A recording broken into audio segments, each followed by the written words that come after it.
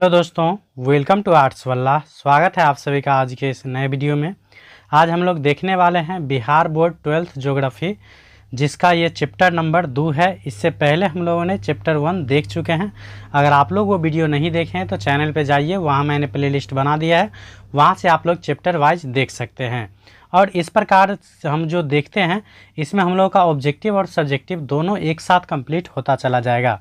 और अगर आप लोग इस प्रकार से देख लेते हैं तो निश्चित रूप से भरोसा रखिए, जो आपसे ऑब्जेक्टिव और सब्जेक्टिव कुछ भी पूछा जाएगा तो आप बनाने की स्थिति में हमेशा रहेंगे।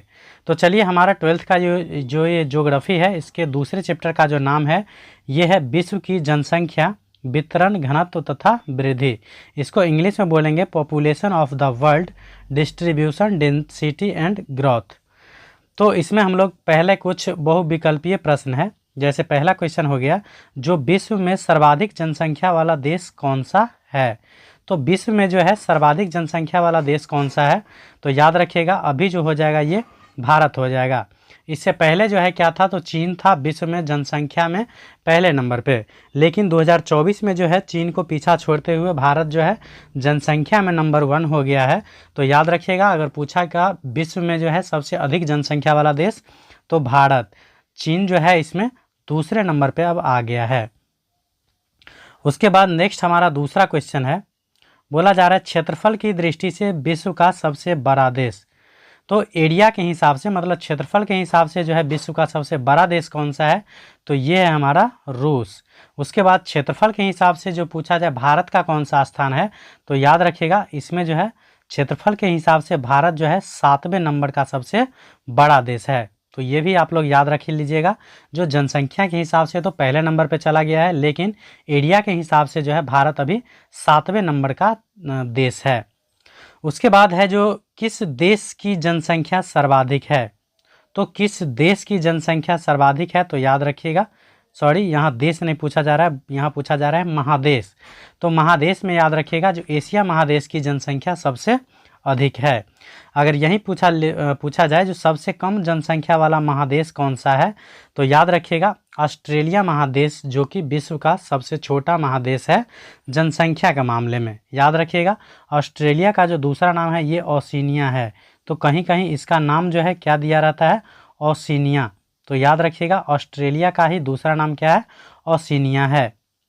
उसके बाद अगर पूछ लिया जाए आप लोगों से जो विश्व में वर्तमान में कुल कितने महादेश है, तो याद रखिएगा दुनिया में जो है वर्तमान में कुल 7 महादेश है।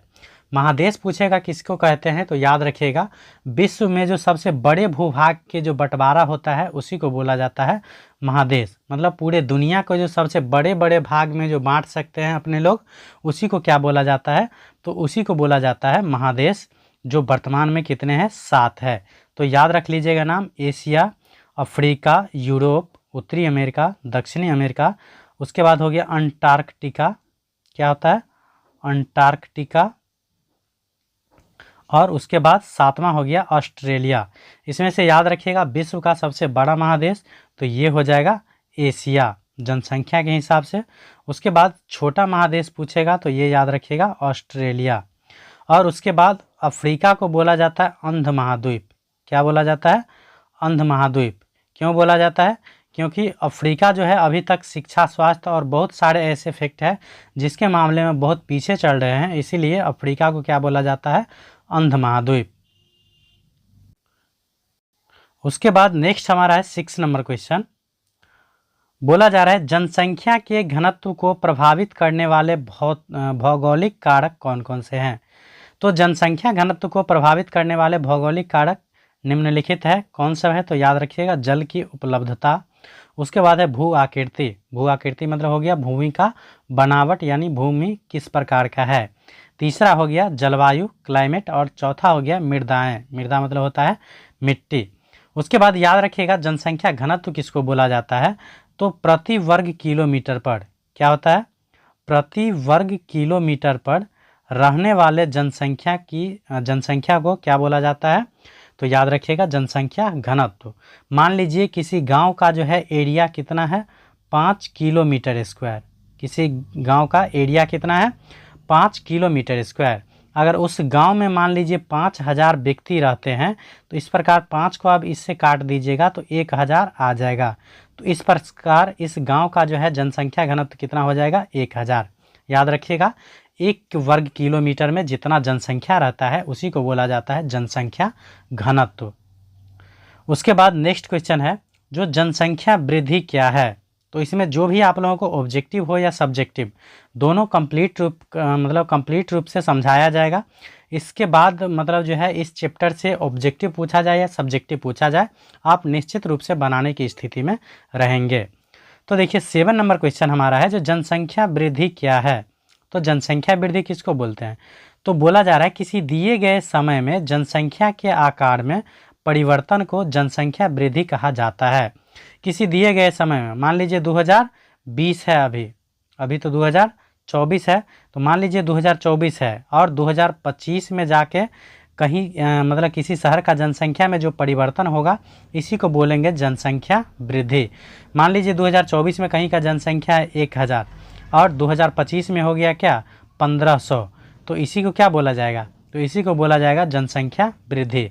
मतलब किसी फिक्स टाइम में जनसंख्या में जो परिवर्तन होता है या संख्या में परिवर्तन होता है तो उसी को बोला जाता है जनसंख्या वृद्धि। याद रखिएगा जो जनसंख्या की यह वृद्धि जो है धनात्मक और ऋणात्मक दोनों होते हैं। मतलब धनात्मक भी हो सकता है और ऋणात्मक भी हो सकता है। धनात्मक का मतलब हो गया प्लस में और ऋणात्मक का मतलब हो गया माइनस में।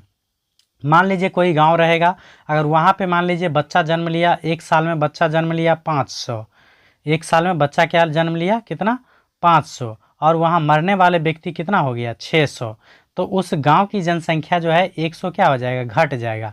तो इस प्रकार से वहाँ बोल सकते हैं जो जनसंख्या की वृद्धि ऋणात्मक हुई, और जहाँ पे जनसंख्या बढ़ेगा उसको बोल सकते हैं हम जनसंख्या की वृद्धि धनात्मक हुई।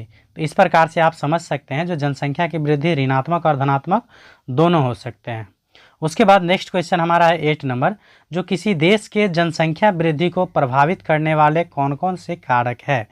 तो किसी भी देश को जो है जनसंख्या वृद्धि में मतलब प्रभावित करने वाले कारक जो है ये मेन कौन है, तो एक है जन्म दर, दूसरा है मृत्यु दर और तीसरा है प्रवास। जन्म दर को ही बोला जाता है प्रजननता। याद रखिएगा, जन्म दर, मृत्यु दर और प्रवास, ये 3 ऐसे फैक्टर है जो किसी भी देश की जनसंख्या वृद्धि को प्रभावित करता है। उसके बाद आगे हम इन तीनों के बारे में भी जान लेंगे, आप लोग धैर्य से देखिए वीडियो को।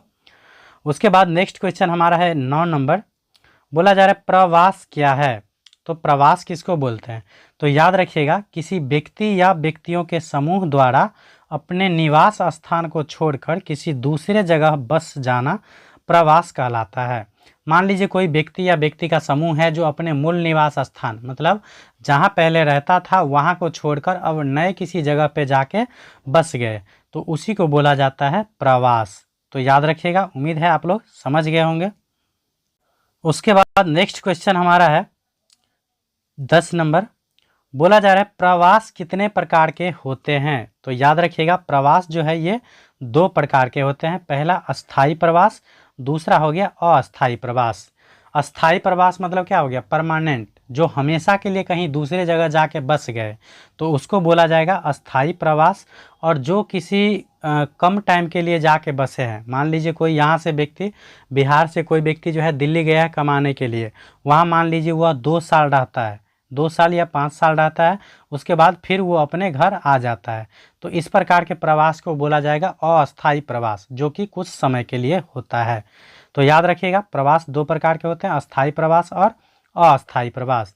उसके बाद नोट में एक बात याद रख लीजिएगा, जो अस्थाई प्रवास मौसमीय प्रवास के रूप में भी जाना जाता है। मौसमीय प्रवास मतलब किसी खास मौसम में, मान लीजिए किसी अभी जैसे मान लीजिए बिहार के मैक्सिमम लोग जो है हरियाणा पंजाब जाते हैं फसल को काटने या बोने के लिए, तो ये एक प्रकार से क्या हो जाएगा अस्थाई प्रवास, क्योंकि कुछ समय के लिए जाते हैं। बिहार से जब हरियाणा जाते हैं मान लीजिए धान काटने के लिए, तो धान का फसल जो है 1 से 1.5 महीना कटाई उसका चलता है, फिर उसके बाद वे लोग वापस बिहार आ जाते हैं।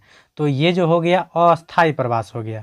और चूँकि यह मौसम के कारण भी हुआ, क्योंकि धान का एक निश्चित सीजन होता है, तो इसलिए इसको बोला जाता है मौसमीय प्रवास। तो याद रखिएगा अस्थाई प्रवास को मौसमीय प्रवास के रूप में जाना जाता है। उसके बाद नेक्स्ट हमारा है जो अप्रवास या उपप्रवास। आप्रवास या उपप्रवास क्या है? तो याद रखिएगा, जो एक देश के अंदर किसी स्थान पर किसी दूसरे स्थान पर जाना, मतलब किसी स्थान से किसी दूसरे स्थान पर जनसंख्या के आने को आप्रवास या अंतर्देशांतरण कहा जाता है। मतलब जब एक ही देश के अंदर कोई व्यक्ति एक जगह से दूसरे जगह पे जाके बस जाता है या वहाँ रहने लगता है कुछ टाइम के लिए, तो उसको बोला जाता है आप्रवास या अंतर्देशांतरण।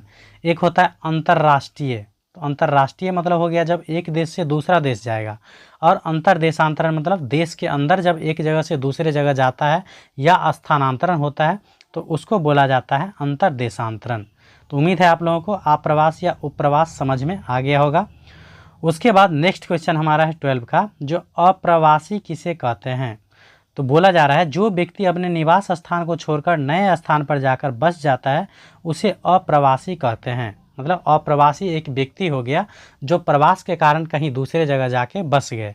तो याद रखिएगा, जो व्यक्ति अपना निवास स्थान छोड़ के दूसरे स्थान पर जाके बस जाते हैं उस व्यक्ति को बोला जाता है अप्रवासी। और एक बात याद रख लीजिएगा, जो 9 जनवरी को प्रत्येक वर्ष प्रवासी भारतीय दिवस मनाया जाता है भारत में, क्योंकि 9 जनवरी 1915 को जो है गांधी जी दक्षिण अफ्रीका से लौटे थे। उसी तिथि को यादगार में हम लोग प्रत्येक वर्ष 9 जनवरी को प्रवासी भारतीय दिवस के रूप में मनाते हैं। उसके बाद नेक्स्ट है जो उत्प्रवास क्या है? तो उत्प्रवास किसे बोला जाता है? तो याद रखिएगा, जो जब कोई व्यक्ति या व्यक्तियों के समूह द्वारा अपने निवास स्थान को दूसरे स्थान पर बसने के उद्देश्य से छोड़ते हैं, इस प्रक्रिया को उत्प्रवास कहते हैं। मतलब कोई व्यक्ति जब अपने इच्छा से बोल सकते हैं, जो अपने मूल निवास स्थान को छोड़ के दूसरे स्थान पर बसने के लिए चले जाते हैं, तो उसको बोला जाएगा उत्प्रवास। याद रखिएगा। और ऐसे व्यक्तियों को क्या बोला जाएगा? तो ऐसे व्यक्तियों को बोला जाता है उत्प्रवासी। क्या बोला जाता है? उत्प्रवासी। उम्मीद है आप लोग समझ गए होंगे। उसके बाद नेक्स्ट हमारा 14 नंबर क्वेश्चन है। बोला जा रहा है प्रवास के प्रतिकर्ष कारक क्या क्या है? मतलब प्रवास के जो है 2 कारक होता है, एक प्रतिकर्ष कारक और एक होता है अपकर्ष कारक। तो प्रतिकर्ष कारक में याद रखिएगा, जो ऐसे कारक जो किसी व्यक्ति को अपना मूल स्थान छोड़ने के लिए बाध्य करते हैं या प्रोत्साहित करते हैं, उसे प्रवास या मतलब प्रवास का प्रतिकर्ष कारक कहा जाता है।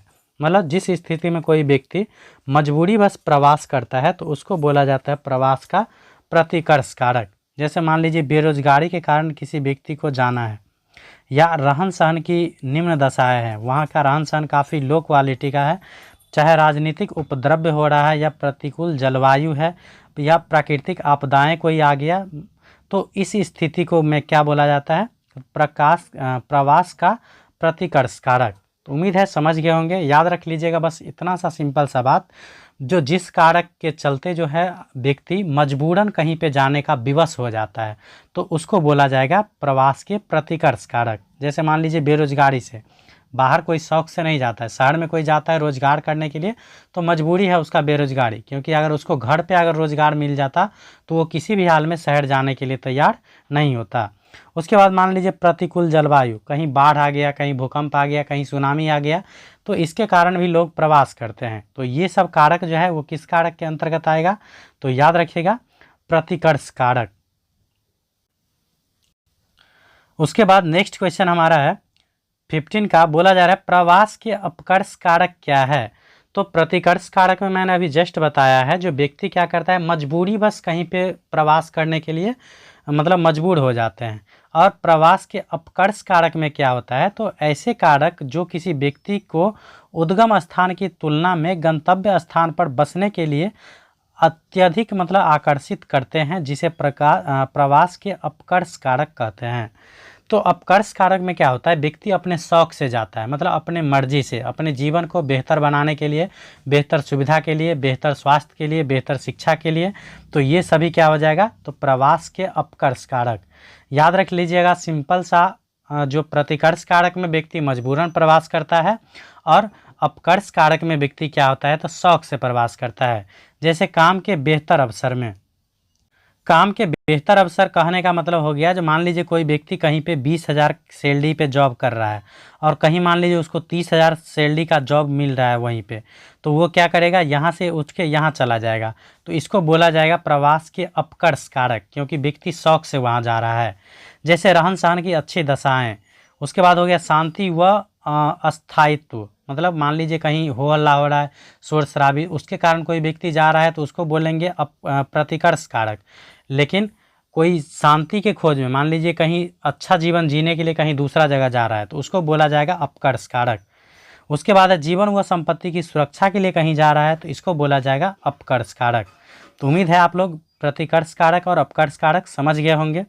उसके बाद नेक्स्ट क्वेश्चन हमारा 16 का, जो किस महादेश की जनसंख्या वृद्धि सर्वाधिक है। तो जनसंख्या वृद्धि सर्वाधिक है अफ्रीका का। इसको क्या बोला जाता है, अंध महाद्वीप। अभी जस्ट मैंने बताया है जो अफ्रीका महादेश की स्थिति जो है काफ़ी दयनीय है, मतलब शिक्षा, स्वास्थ्य और बेसिक जो नीड्स है उसमें भी क्या है, काफ़ी पिछड़े हुए हैं, इसलिए इसको क्या बोला जाता है, अंध महाद्वीप। याद रख लीजिएगा, अफ्रीका महाद्वीप की क्या है, जनसंख्या वृद्धि सर्वाधिक है। अगर पूछा जाए किस महाद्वीप की जनसंख्या सर्वाधिक है तो याद रखिएगा एशिया की। उसके बाद नेक्स्ट क्वेश्चन है 17 का, जो निम्नलिखित में से कौन सा एक विरल जनसंख्या वाला क्षेत्र नहीं है। तो विरल जनसंख्या वाला क्षेत्र नहीं है, इसका मतलब ये जो है सघन जनसंख्या वाला क्षेत्र है। तो याद रख लीजिएगा, जो दक्षिण पूर्वी एशिया जो है क्या है, तो सघन जनसंख्या वाला क्षेत्र है। उसके बाद नेक्स्ट है 18 का, जो निम्नलिखित में से कौन सा एक प्रवास का प्रतिकर्ष कारक नहीं है। प्रतिकर्ष कारक में मैंने क्या बताया है, जो इसमें व्यक्ति मजबूरी बस प्रवास करता है। तो देखिए, चिकित्सा और शैक्षणिक सुविधा के लिए कहीं कोई जाएगा तो अपने बेहतर स्थिति की तलाश में जाएगा, तो ऐसे में व्यक्ति शौक से प्रवास करेगा, तो इसको बोला जाएगा क्या, अपकर्ष कारक।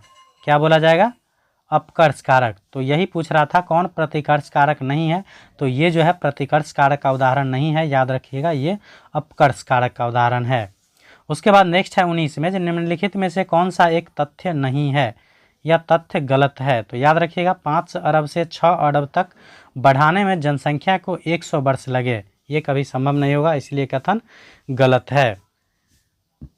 उसके बाद नेक्स्ट क्वेश्चन हमारा 20 का, बोला जा रहा है विश्व में सर्वाधिक जनसंख्या केंद्रित है। तो सर्वाधिक जनसंख्या जो केंद्रित है वो कहाँ पे है, तो याद रखिएगा मैदानों में, क्योंकि मैदानों में जो है जीवन के लिए आवश्यक मूलभूत सुविधा जो है काफ़ी सस्ते में सुविधा होता है, खेती बाड़ी होता है, इसीलिए मैदानी भाग में जो है जनसंख्या सर्वाधिक रहता है। उसके बाद नेक्स्ट क्वेश्चन है 21 का, जो जनसंख्या वितरण को प्रभावित करने वाले कारकों में सबसे महत्वपूर्ण कारक क्या है। तो जनसंख्या वितरण को प्रभावित करने वाले सबसे मेन फैक्टर जो है ये क्या है, जलवायु, क्लाइमेट। जहाँ का जलवायु सबसे अच्छा होगा वहाँ पे जनसंख्या सबसे अधिक होंगे।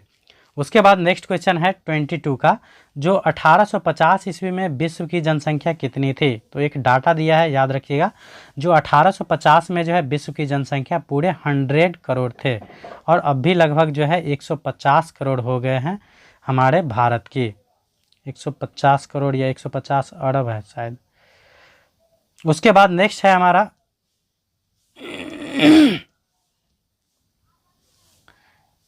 नेक्स्ट क्वेश्चन हमारा 23 का, जो किस वर्ष विश्व की जनसंख्या 6 अरब हुई थी। तो याद रखिएगा, जो वर्ष 1999 में है, जो विश्व की जनसंख्या कितनी हो गई थी, 6 अरब। उसके बाद नेक्स्ट क्वेश्चन हमारा 24 का, जो किस द्वीप में सर्वाधिक जनसंख्या घनत्व पाया जाता है। तो याद रखिएगा, जावा द्वीप जो है यहाँ पे सर्वाधिक जनसंख्या घनत्व पाया जाता है। उसके बाद है 25 का, जो निम्न में से कौन सा एक जनसंख्या परिवर्तन का कारक नहीं है। तो ये आवास जो है जनसंख्या परिवर्तन का कारक नहीं है। याद रखिएगा, जनसंख्या परिवर्तन का कारक जो था वो क्या था, जन्म दर, मृत्यु दर, और तीसरा क्या था, प्रवास। तो आवास जो है जनसंख्या परिवर्तन का कारक नहीं है। उसके बाद नेक्स्ट है 26 का, जो जनसंख्या आकार के अनुसार विश्व का द्वितीय बृहत्तम महाद्वीप कौन है। तो जनसंख्या के हिसाब से विश्व का दूसरा सबसे बड़ा महादेश कौन है। तो याद रखिएगा, ये है अफ्रीका, और पहला नंबर पे है एशिया। इसे भी आप लोग जरूर याद रखिएगा। उसके बाद हमारा है 27 का, जो निम्नलिखित में से कौन सा क्षेत्र सघन जनसंख्या वाला है। तो सघन जनसंख्या वाला क्षेत्र है दक्षिण पूर्वी एशिया। सघन जनसंख्या मतलब वहाँ पे जनसंख्या ज़्यादा है। उसके बाद नेक्स्ट है क्वेश्चन नंबर 28, जो निम्नलिखित में से कौन सा एक विरल जनसंख्या वाला क्षेत्र है। तो विरल जनसंख्या वाला क्षेत्र जो है ये है पश्चिमी ऑस्ट्रेलिया। उसके बाद नेक्स्ट क्वेश्चन हमारा 29 का, जो जन्म दर और मृत्यु दर में अंतर बतावें। तो जन्म दर और मृत्यु दर क्या होता है, तो याद रख लीजिएगा, जो एक वर्ष में प्रति 1000 जनसंख्या में जीवित जन्म लेने वाले शिशुओं की संख्या को जन्म दर कहा जाता है। मतलब 1000 बच्चा में कितना बच्चा जन्म लिया और कितना जीवित बच्चा जन्म लिया, उसको क्या बोला जाएगा, तो जन्म दर। याद रख लीजिएगा, जन्म दर का एक फॉर्मूला होता है, जो जीवित मतलब शिशुओं की संख्या क्या हो जाएगा, जीवित शिशुओं की संख्या बट्टे कुल जनसंख्या और गुने 1000। तो इसमें क्या निकल जाएगा आप लोगों को, जन्म दर। उसके बाद मृत्यु दर भी सेम उसी प्रकार है, जो एक वर्ष में प्रति 1000 जनसंख्या पर मरने वाले व्यक्तियों की संख्या को मृत्यु दर कहा जाता है। मान लीजिए किसी शहर की जनसंख्या है 5000 और वहाँ पे मरने वाले व्यक्तियों की संख्या है 500, तो 5000 के बट्टे में 500 करना है, सॉरी। तो इसको जब काटिएगा तो कितना आ जाएगा, तो ये आ जाएगा 10 आ जाएगा। तो इस प्रकार से यहाँ की मृत्यु दर कितना हो जाएगा, 10 आ जाएगा। तो याद रखिएगा।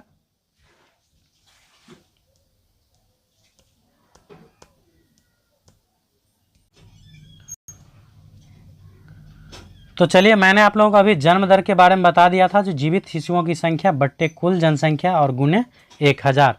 उसके बाद है प्रतिकर्ष कारक और अपकर्ष कारक में अंतर बतावे। तो ये लघुत्तरीय टाइप से पूछा जाता है और काफ़ी VVI क्वेश्चन है, तो इसे आप लोग जरूर याद रख लीजिएगा। हालांकि प्रतिकर्ष कारक और अपकर्ष कारक बता चुका हूं, तो इसमें कोई ज़्यादा जानकारी है नहीं, फिर भी चलिए एक बार मैं आप लोगों को बता देता हूं ताकि आप लोग अच्छे से कन्फर्म हो जाएंगे। तो प्रतिकर्ष कारक और अपकर्ष कारक में क्या अंतर है, तो पहले बात तो इतना याद रख लीजिएगा, जो अपकर्ष कारक में क्या बताया था मैंने, जो इसमें व्यक्ति जो है आर्थिक अवसर से मतलब आकर्षित होकर किसी दूसरे स्थान पर क्या करते हैं, प्रवास करते हैं, मतलब अपने इच्छा से करते हैं। तो बोला जा रहा है, जब व्यक्ति नगर की सुविधाओं तथा आर्थिक अवसरों से आकर्षित होकर नगर की ओर प्रवास करते हैं तो उसे अपकर्ष प्रेरित प्रवास कहा जाता है। सिंपल याद रखना है, अपकर्ष कारक में व्यक्ति अपने इच्छा अनुसार प्रवास करता है और प्रतिकर्ष कारक में क्या होता है, व्यक्ति अपनी स्थिति से मजबूर होकर के प्रवास करता है। तो बोला जा रहा है, जब प्रवास जो है कठिन आर्थिक कारकों या बेरोजगारी या रहन सहन की निम्न दशा या राजनीतिक उपद्रव या प्राकृतिक आपदा, इस सब के कारण जब प्रवास होता है तो ये बोला जाता है प्रवास का प्रतिकर्ष कारक। उसके बाद है ये कारक जनसंख्या को किसी भी क्षेत्र की ओर आकर्षित करते हैं, विशेषकर नगरों की ओर। मतलब अपकर्ष कारक जो है किसी क्षेत्र विशेष की ओर जनसंख्या को आकर्षित करता है। अपकर्ष कारक में होता ही क्या है, आदमी स्वेच्छा से जाता है। मान लीजिए लोग शहर की ओर पलायन क्यों करते हैं या प्रवास क्यों करते हैं, क्योंकि शहर में हर चीज़ का सुविधा होता है, स्वास्थ्य का, शिक्षा का, रोजगार का, इसलिए लोग शहर की ओर प्रवास करते हैं। तो वही बोला जा रहा है, जो अपकर्ष कारक में व्यक्ति जो है शहर की ओर विशेषकर क्या करते हैं, प्रवास करते हैं। और प्रतिकर्ष कारक में बोला जा रहा है, जो ये कारक जनसंख्या को किसी भी क्षेत्र से बाहर निकालने के लिए बाध्य करते हैं। प्रतिकर्ष कारक में क्या है, किसी भी मतलब क्षेत्र से जनसंख्या को बाहर निकालने के लिए बाध्य करते हैं। मान लीजिए कहीं बाढ़ आ गया, कहीं भूकंप आ गया, तो वहाँ के व्यक्ति जो है मजबूरी बस मतलब वहाँ से प्रवास करते हैं और ऐसा करने के लिए वे बाध्य रहते हैं। उसके बाद तीसरा क्या है, तो ये प्रवास किए जाने वाली क्षेत्र की जनसंख्या में वृद्धि करते हैं। मतलब ये जो है प्रवास किए जाने वाली क्षेत्र की जनसंख्या में वृद्धि करते हैं। मान लीजिए लोग यहाँ से शहर जाएंगे, गांव से लोग कहाँ प्रवास करते हैं, शहर, तो शहर का जनसंख्या बढ़ेगा कि नहीं बढ़ेगा, तो निश्चित रूप से बढ़ेगा। तो वही बोला जा रहा है, जो ये प्रवास किए जाने वाले क्षेत्र की जनसंख्या में वृद्धि करते हैं। और यहाँ तीसरा बोला जा रहा है, जो जिन क्षेत्रों में उत्प्रवास होता है वहाँ ये कारक उस क्षेत्र की जनसंख्या घटाने में कायम करती है।